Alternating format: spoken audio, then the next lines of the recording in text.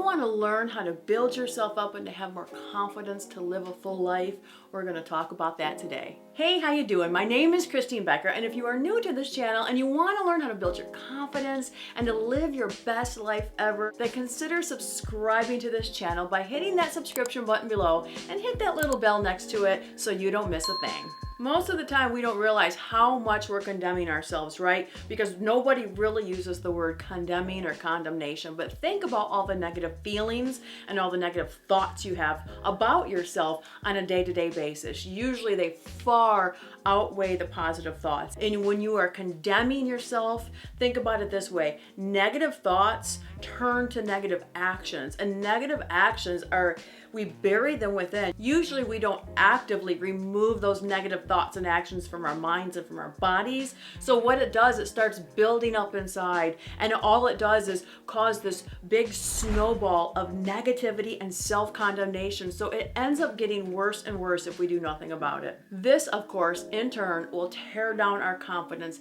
and leave us with no self-esteem whatsoever. Think about kids in your life that you know, not necessarily your own, but maybe kids that you know that are the troublemakers, or maybe when you were a kid, think about the kids that were super insecure, right? Or the ones that were troublemakers. Those were the ones that at home got spoken to in a negative way. Those were the ones that always were told they weren't wanted, or they weren't smart enough, or pretty enough, or good enough. And if they weren't told that, that's what actions were shown to them as a kid. So they believed those things about themselves. Yet if they were raised in a different way where they believed in themselves and they were told that they were good enough, they were smart enough, and they were amazing human beings, they would have had a different viewpoint of life. The same holds true for you. If you are constantly cutting yourself down, thinking bad things about yourself, condemning yourself for not being good enough or smart enough or skinny enough or as good as the people you're comparing yourself to,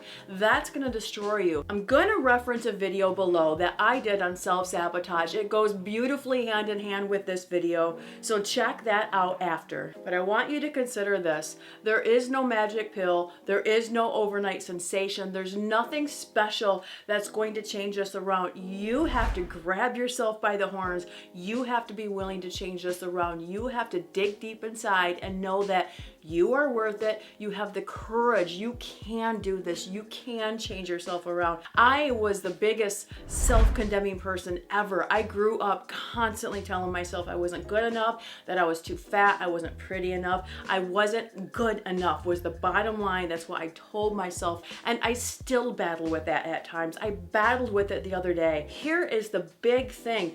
We are such a society that's focused on feelings. I'm not saying to push your feelings down. Wearing your feelings and your heart on your sleeve is wonderful. What I'm saying is most of us sit there and say, but I feel so fat. I feel so unworthy. I don't feel like I'm important enough. Right? We all do that. That's what I was doing a couple days ago. And instead, I just made the decision to sit there and say, no, I'm not going to sit there and settle on these feelings, because feelings aren't always true. Remember that, especially when they're self-condemning. Those usually are not true. You have to focus on the facts. So I made that conscious effort to focus on the facts. And you know what? I wasn't believing in it at first, but I don't care. I stopped thinking about it. I stopped ruminating on it and meditating on those negative thoughts.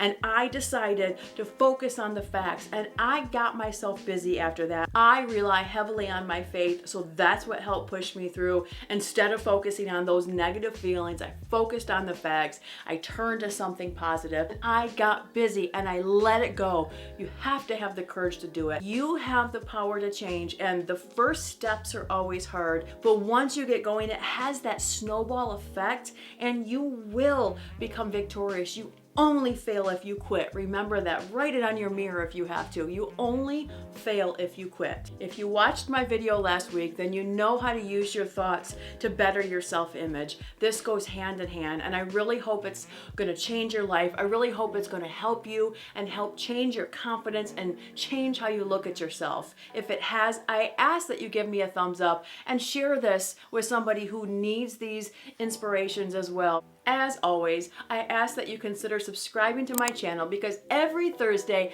I bring you new content to help you live your best life ever. Bye.